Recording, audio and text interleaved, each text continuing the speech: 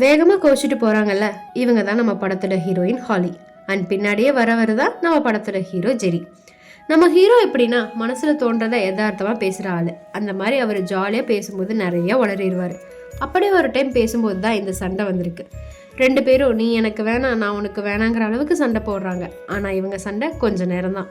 ஏன்னா ஜெரி இல்லாமல் ஹாலினால இருக்கவே முடியாது. அப்படி ஒரு லவ். எல்லோருமே ஒரு நாள் அவசரமாக கிளம்பிட்டு இருக்காங்க. எதுக்குன்னு பார்த்தா நம்ம ஹீரோ ஜெரி பிரெயின் டியூமர்னால இறந்துட்டாரு. ஹீரோக்கு ஃபியூனரல் நடந்துட்டுருக்கு. ஜெரி இல்லாமல் ஹாலி ரொம்பவே கஷ்டப்படுறாங்க. இப்படி இருக்கும்போது அவங்களோட பர்த்டே அன்னைக்கு ஜெரிக்கிட்ட இருந்து ஒரு லெட்டர் வருது. அந்த லெட்டரில் ஹாலிக்கிட்ட விஷ் பண்ணிவிட்டு நெக்ஸ்ட் டேலேருந்து டெய்லி லெட்டர் வரும். ஸோ நான் இல்லைனாலும் உன் லைஃப்பை வேஸ்ட் பண்ணாமல் ஹாப்பியாக இரு அந்த லெட்டரில் போட்டிருக்கு.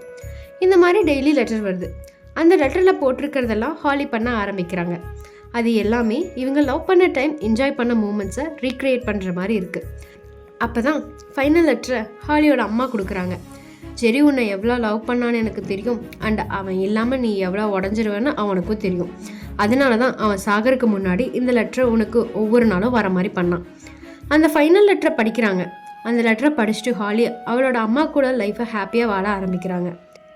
இந்த ஸ்டோரி என்னதான் சேடாக இருந்தாலும் ஜெரி இறந்த பின்னாடி ஹாலி ஹாப்பியாக இருக்கணும்னு நினச்ச லவ் உண்மையாகவே பியூர் தான் இல்லை.